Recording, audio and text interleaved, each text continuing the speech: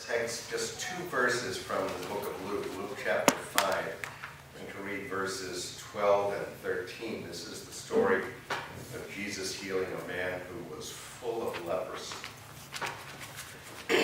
Luke chapter 5, verses 12 and 13.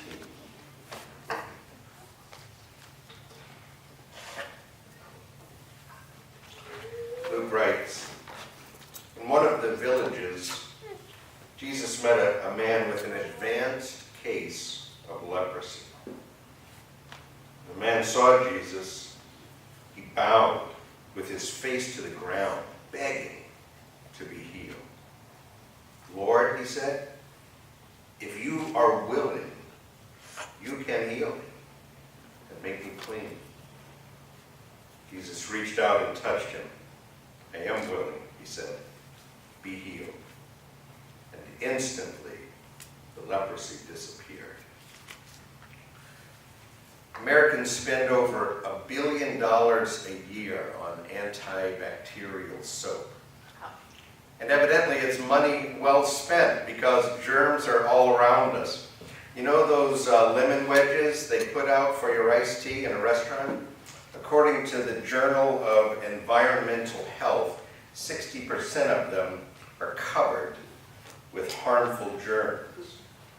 That menu that they hand you, if one of the customers before you sneezed on it, germs will live on that menu for 18 hours.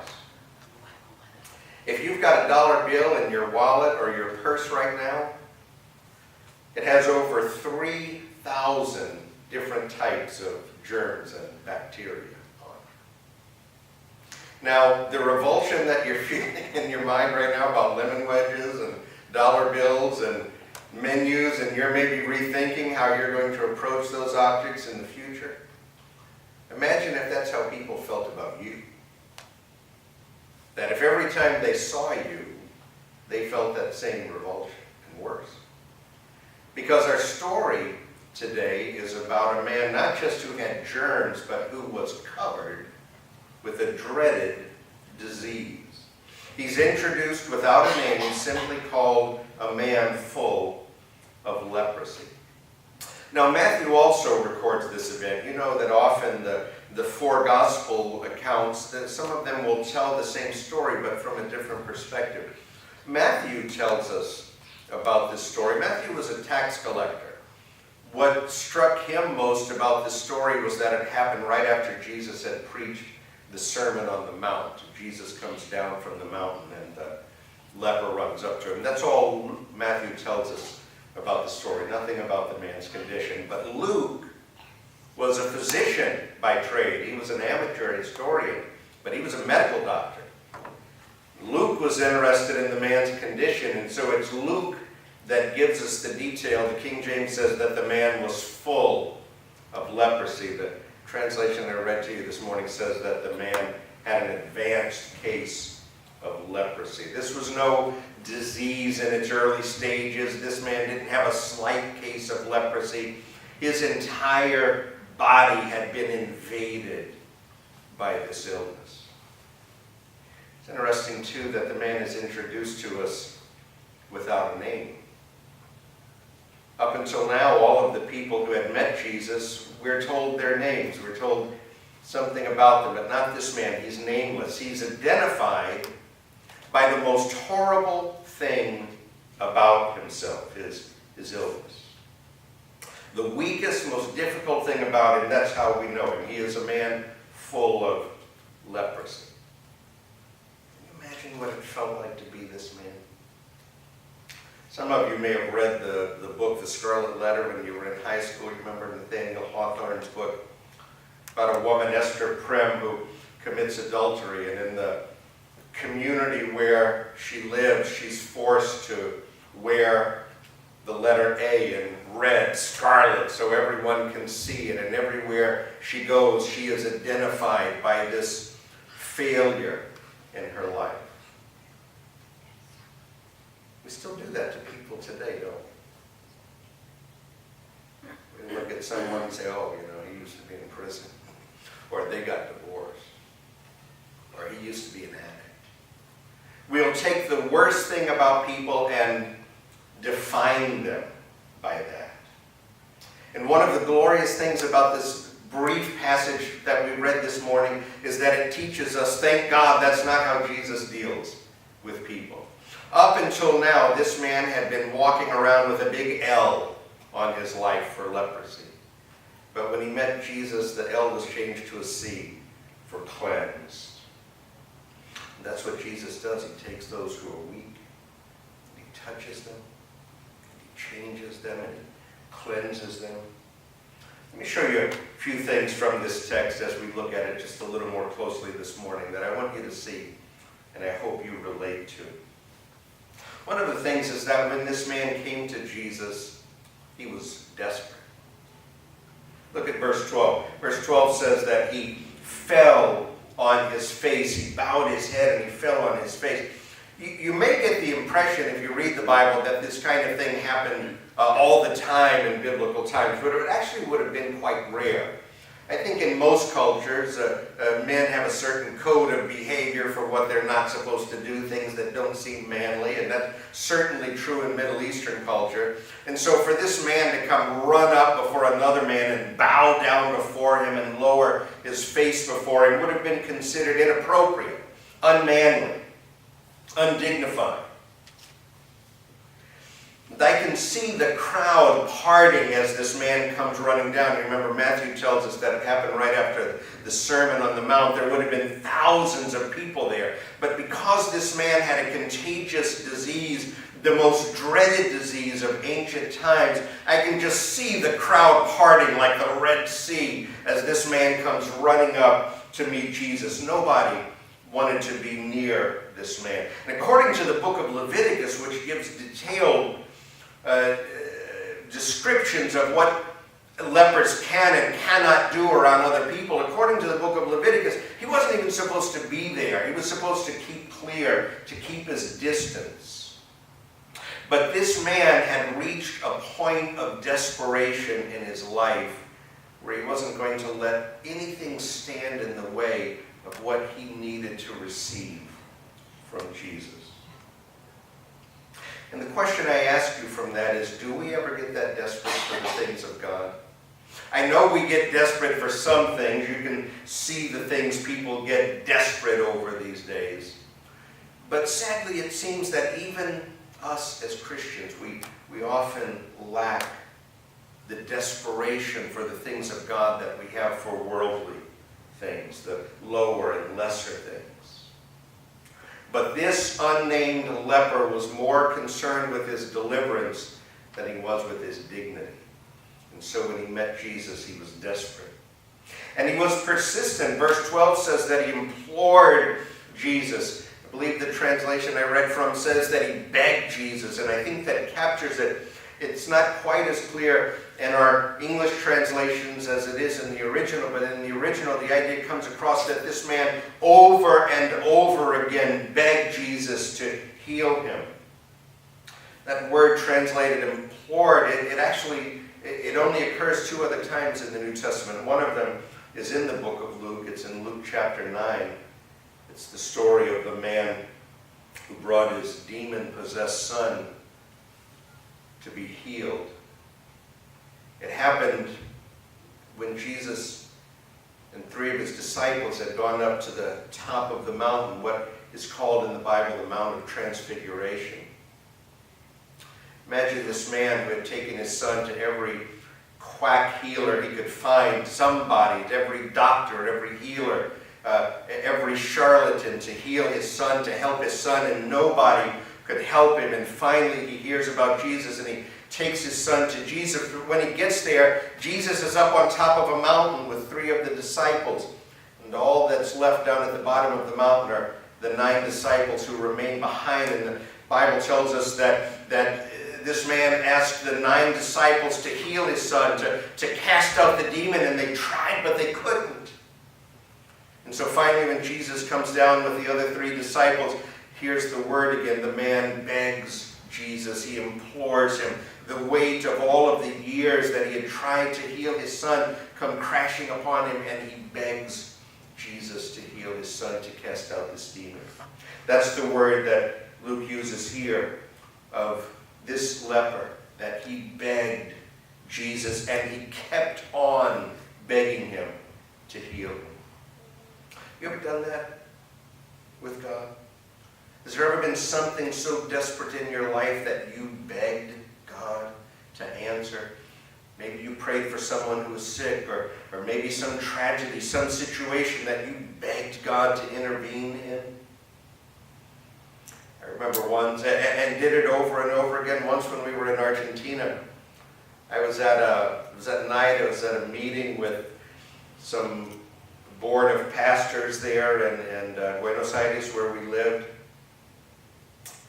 And of course, every time I would go out at night, I would leave word with Mary where I was going. And so I'm sitting in a room meeting with this group of pastor leaders in that area. And the secretary of the church comes in and says to me, your wife just called.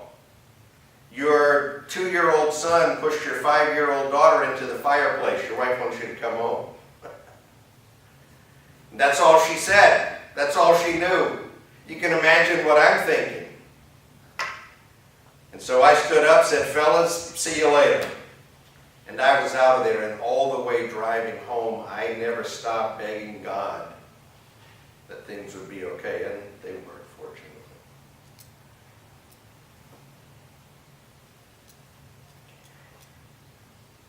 I can't say that I fully understand it, but I see it in the Bible, that over and over again it tells us not just to ask, but to keep on asking. Not just to knock, but to keep on knocking. And it also tells us that the door is open to those who keep knocking. I don't understand why it works that way, but that is what the Bible seems to teach us. And the Bible seems to indicate that there are times when we don't receive the blessings of God in our lives because we're not persistent enough and we don't ask enough. But this man, when he came to Jesus, he was desperate and he was persistent. Now, one other thing, let me show you. Look, verse 12. It says that he saw Jesus. So, of course, he saw him. Jesus was standing right there. He saw him. There were thousands of people around. This happened right after the Sermon on the Mount.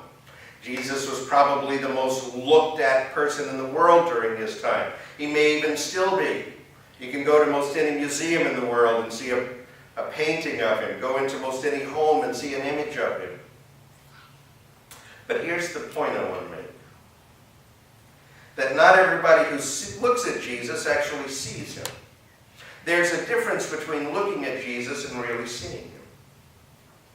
I write all of my sermons in my office at home. I have a little outside office that's set apart from the house. I have a computer in there, a desk. My little dog Barney likes to go out with me. And he sits there in the little office with me while I'm working. And he likes to look at me. Sometimes he'll just stare at me. But he's not really seeing. In other words, when I was writing this sermon this week, I don't think Barney was saying, oh, well, there's Roger. He's writing a sermon on Luke chapter 5 right now. He was looking at me, but he didn't see me. In our text, we have an encounter between Jesus and a man who really saw him. But even this man did not fully see Jesus in the sense that he did not fully understand his nature. Look at verse 12, the question he asks of Jesus. He says, Lord, if you are willing, you can make me clean. He did not question the power of Jesus. He believed Jesus can heal illness. What he questioned was his willingness. And I wonder if Jesus would have preferred that to be reversed. If he had said to Jesus, Lord, I know you want to help me. I just don't know if you can. I think sometimes today we look at it like that. We read a story like this and it's a memorial service for us for the things God used to do. Wasn't it great when Jesus used to do things like this? We lack the conviction of his ability to do what he used to do. One of the beautiful things, one of the beautiful message from the Gospels is that at the very heart of the Gospel is the message that whatever your particular sin, whatever your particular failure, whatever your particular need, stands one who is not only able but willing to help you. To help you, not just others, but you. That's what makes, we sing that song, Blessed Assurance, sometimes. That's what makes that song so great. Here's Fanny Crosby, 94 years old, blind, living alone in a New York City apartment, and she writes that great hymn, "This is my story. This is my song." It was personal for her. David didn't write, "The Lord is somebody's shepherd." He said, "The Lord is my shepherd." So I ask you the question this morning, do you believe that he is both willing and able to help you? Verse 13 says that Jesus reached out, stretched out his hand and touched the man. And I think if we had been there physically present at the time this occurred, I think we would have heard an audible gasp from the crowd. Thousands of people who were standing there, and all at once they would have gone, because Jesus just did something he was not supposed to do. He was not supposed to touch this man because now he had leprosy too. That's what they would have been thinking. You know what the crowd didn't understand?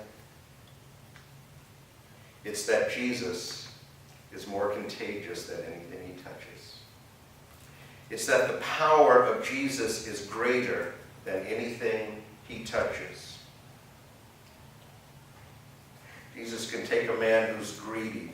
And I've seen this happen across the years. You take someone, they're so greedy they won't let go of a nickel. Everything they have is just for themselves, with no concern for anyone else. Let Jesus touch that person, transform that person, and suddenly they start giving away. Suddenly they have a heart for other people. Jesus doesn't become greedy when he touches a greedy man. The greedy man becomes generous. Jesus can touch an addict, and Jesus doesn't become addicted. The addicted man becomes liberated from his addiction. Jesus can take someone whose heart is filled with hate for other people, and when Jesus touches him, Jesus doesn't become a hater. That man, his heart is filled with love for other people. When you spend time in the presence of Jesus, it changes you. You don't make him like you are. He makes you like he is.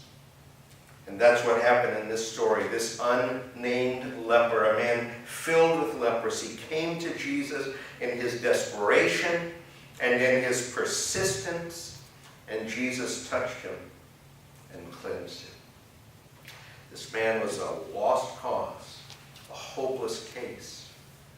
But Jesus specializes in hopeless cases, in lost causes. He can reach out and touch you today, and when he does, he gives wholeness where there was brokenness, forgiveness where there was guilt, purpose where there was meaningless. Somebody here today needs the touch of Jesus. Let's pray. Lord, thank you for loving us in our weakness, our sin. We wait before you this morning because each of us needs your touch. Minister to us today according to our need, we pray in the name of Jesus. Amen. Let's sing this morning as we close hymn number 182. What a friend we have in Jesus. Let's stand together.